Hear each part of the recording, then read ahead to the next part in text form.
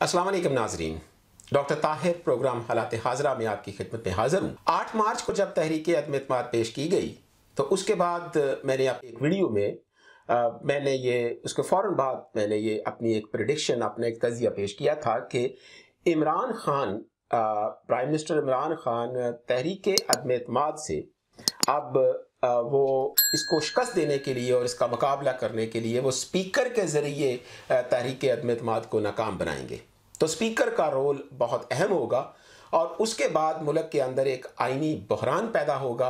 और जो मामला है वो सुप्रीम कोर्ट तक चला जाएगा। तो जैसा कि अब हमारे सामने ये सूरत-ए-हाल वाज़ेह हो चुकी है कि वाक़ई पार्लियामेंट के अंदर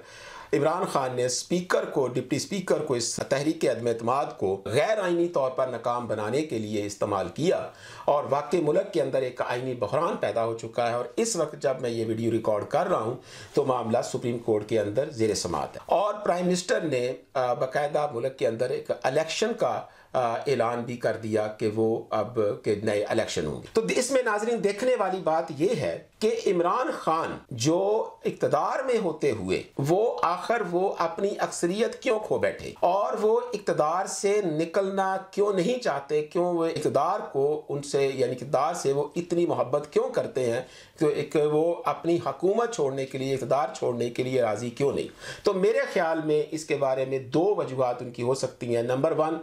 कि एक उनके अंदर का खौफ है कि जो खौफ उनके अंदर ये है कि जो उन्होंने 3.5 पौने 4 साल के अरसे में पाकिस्तान में गैर आइनी और गैर कानूनी इकदामात किए, पाकिस्तान के अदारों को उन्होंने बर्बाद किया, पाकिस्तान की जो उनके सियासी मुखालफीन थे उनको इंतकामी कार्रवाइयों का निशाना बनाया, मुल्क के अंदर पंजाब में जो उन्होंने करप्शन का बाजार उनके नीचे जो लगा रहा। तो अब इमरान खान और उसके जो साथी हैं उनके अंदर ये खौफ पाया जाता है कि अगर हम इक़्तिदार से अलग हुए तो हमें इसका खमियाजा भुगतना पड़ेगा। तो एक तो मेरे जो ख्याल में मुताबिक एक ये खौफ है कि जो उनको इस चीज़ से डराता है कि वो किसी सूरत इक़्तिदार से अलग ना हो और अगर उनको इक़्तिदार से अलग होना भी पड़े तो कम अज़ कम ये जो मौजूदा अपोजिशन है ये इक़्तिदार में ना आए। और दूसरी जो बात है, दूसरी बात उनके ये है कि वो इक़्तिदार से वो इतना ज़्यादा यानी कि लालच है उनके अंदर इक़्तिदार के बारे में कि आप ये देखें कि पाकिस्तान की तारीख़ में बहुत से हुक्मरान वो इस प्राइम मिनिस्टर बने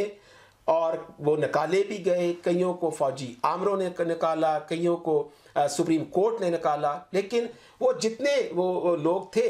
वो कोई उन्होंने निकलने के बाद कोई गैर आइनी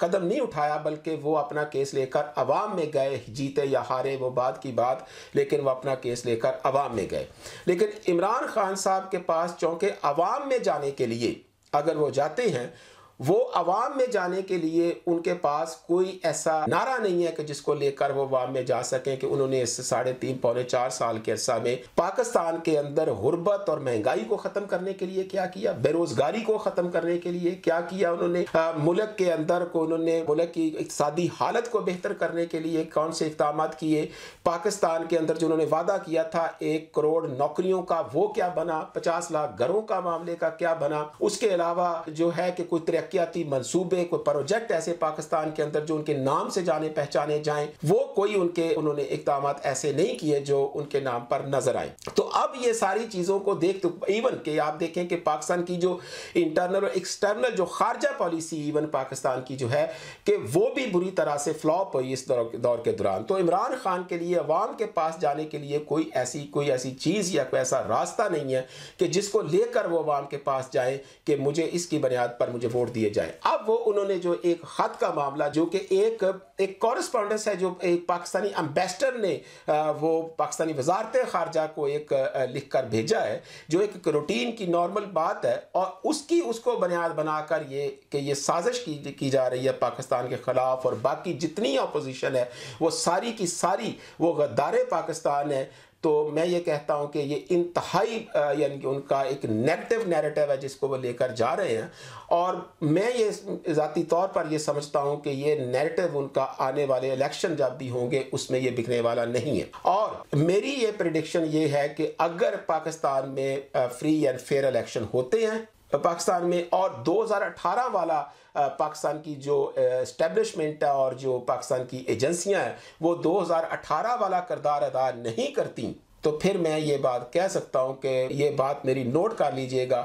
कि बहुत बड़ी बात होगी कि अगर इमरान खान जो है वो 20 सीटें भी ले जाए पूरे पाकिस्तान के अंदर, 20 सीटें भी अगर ले जाएंगे तो बड़ी बात होगी। आप ज़रा गौर कीजिएगा कि जनरल फैज़ जो हैं, जो DGISI थे,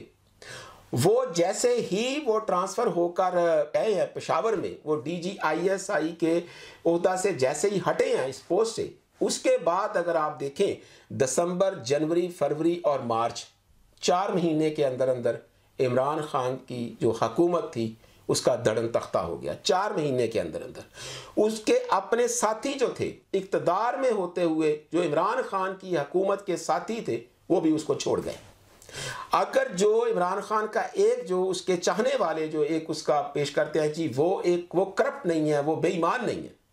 तो इसके लिए मैं कहता हूं कि अगर मैं उनके लिए मेरा एक मैसेज है कि वो ज़रा जो 4 अप्रैल को अलीम खान की प्रेस कॉन्फ्रेंस है या उससे पहले 24 सरवर की प्रेस कॉन्फ्रेंस है, ज़रा वो सुन ले। अब अलीम खान से ज़्यादा तो कोई नज़दीक नहीं था इमरान खान के, और ज़रा अलीम खान की प्रेस कॉन्फ्रेंस सुन लें तो अंदाज़ा हो जाएगा कि यहाँ पर इस मुल्क के अंदर करप्शन का क्या हाल हुआ होता। तो इसलिए इमरान खान साहब अब वो एक डिफरेंट नारे के साथ कि मुझे अमेरिका ने निकाला, उसको लेकर वो जा रहे हैं, तो वो उनके लिए इवन अपने बंदे पूरे करना कि वो जो पूरे पाकिस्तान से इलेक्शन लड़े टिकट लेने वाले, वो मुश्किल हो जाएंगे। तो ये इनकी जो मेरी जो इनके बारे में है कि वो ये खौफ है उनके अंदर, एक तो मुस्तकबिल का कि जो उन्होंने क्या कि उनको खमियाजा ना भुगतना पड़े, दूसरा इक़्तिदार का लालच, और दूसरा मैं जो बात करना चाहूँगा वो है कि अपोजिशन के बारे में। अपोजिशन के बारे में मैं ये बात करना चाहूँगा कि ठीक है कि सुप्रीम कोर्ट इस बारे में फ़ैसला करेगी, हो सकता है कि जब मेरी ये वीडियो आप तक आए तो उस पर फैसला कोई हो भी चुका हो, लेकिन कि वो इसको जो ये गैर आइनी इकदाम उठाए गए हैं, जो डिप्टी स्पीकर कौमी असम्बली की तरफ से, वज़ीर-ए-आज़म इमरान खान की तरफ से और प्रेसिडेंट ऑफ पाकिस्तान की तरफ से, अगर सुप्रीम कोर्ट इसको रिवर्स करती है और उसके बाद अगर अपोजिशन को डायरेक्ट इलेक्शन में भी जाना पड़ता है, तो मेरे ख्याल में कि ये ख़ास तौर पर अपोजिशन के लिए ये बहुत अच्छा होगा। और उससे भी ज़्यादा अगर बात करूँ तो नून लीग के लिए ये बहुत अच्छा होगा, क्योंकि नवाज शरीफ तो पहले भी यही चाहते थे कि डायरेक्ट इलेक्शन में जाया जाए।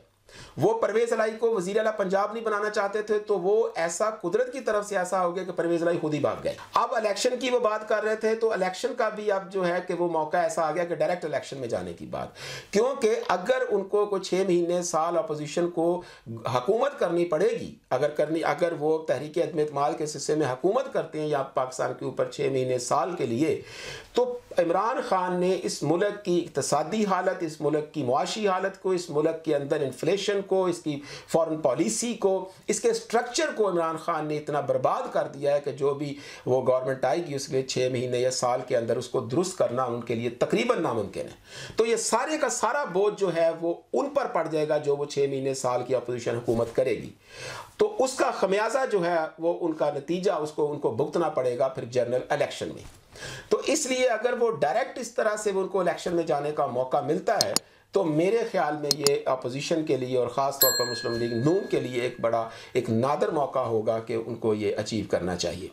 बहरहाल इसके बारे में तो अब फैसले तो, क्योंकि हर लम्हा सूरत हाल, हर घंटे के बाद पाकिस्तान के अंदर सूरत हाल चेंज हो रही है, इसलिए कोई बात भी जो है वो ख़त्मी नहीं है कि क्या होने जा रहा है और क्या हो रहा है। बस अपनी एक प्रेडिक्शंस है, अपने तज़िये और अपने अंदाजे हैं जो उसके मुताबिक बात की जाती है। लेकिन मैं एक बात अगर आखिर में कहना चाहूँ कि अगर मैं इमरान खान के बारे में एक वन लाइन में अगर कोई मैं बात कहना चाहूँ तो मैं ये कहूँगा कि इमरान खान ने अपने खौफ और इक़्तिदार के लालच में पाकिस्तान के सोशल, इकनॉमिक और पॉलिटिकल फैब्रिक को बर्बाद कर दिया। इजाज़त दीजिए, अल्लाह हाफ़िज़।